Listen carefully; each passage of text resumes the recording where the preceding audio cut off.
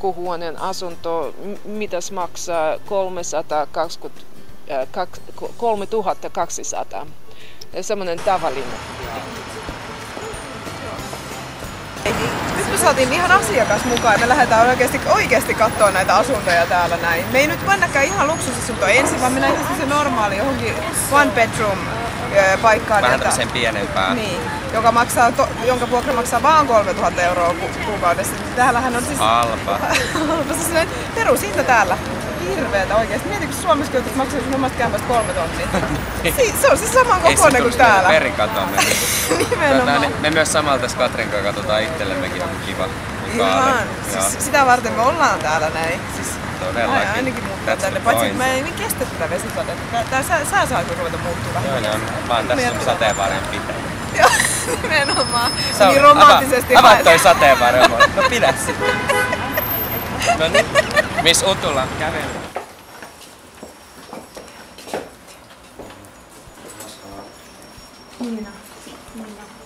Now I'm told that this wooden thing is not necessarily attached, but this is staying.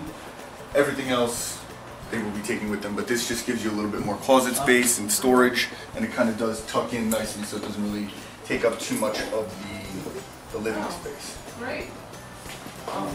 Yeah, I'll just get the lights, and if I catch you at the elevator, I'll see you. Otherwise... Thank you, Nate.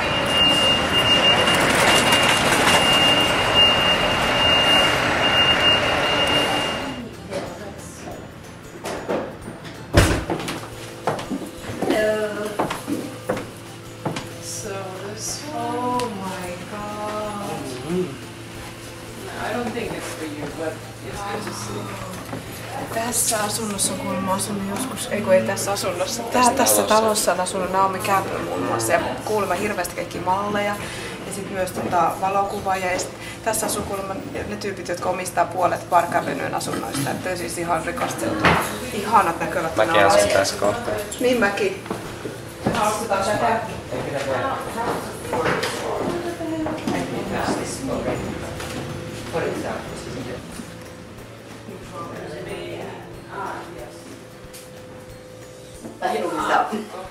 It's clean.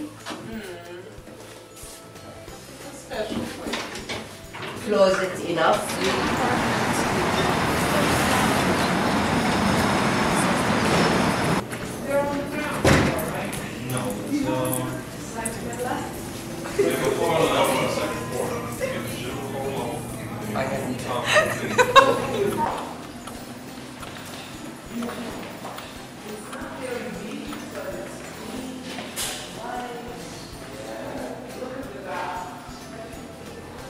Tuolla Empire:n pilviin näkyy tosta vähän hienosti. Kai se on se. Nice,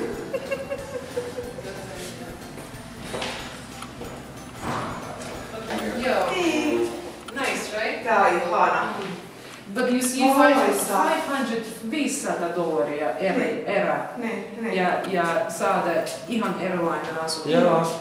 Tää on nyt 35. Tää on hyvä, kun tähän laittaisi edes mitään vertoja tosta naapurin vaan kattoista. Joo, totta.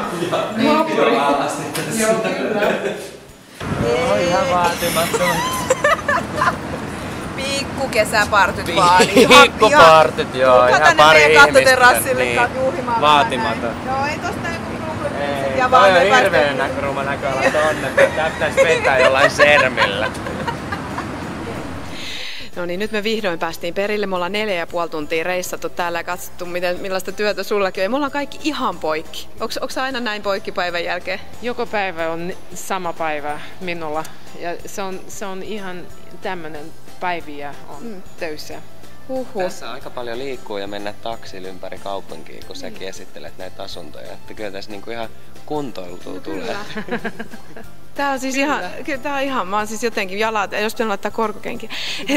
Joo, missä sulla on niin korkeat kengät, mitäs ne on, 6 inch? No jotain, ei liian korkeat tänne näin, New York ei täällä voi tämmöisiä käyttää ollenkaan. Hei, me ollaan tässä Central Parkin kulmalla ja tässä siis on niinku ihan mieletön tää lukaali. Niin mihin me tultiin siis nyt lopulta? No se on 56 katto ja se on ihan Central Parkin kulmassa vieressä ja 5 Avenue. Ja tää maksaa siis niinku ihan paljon, siis miljoonia tää kämppä. Monia miljoonia. Moni.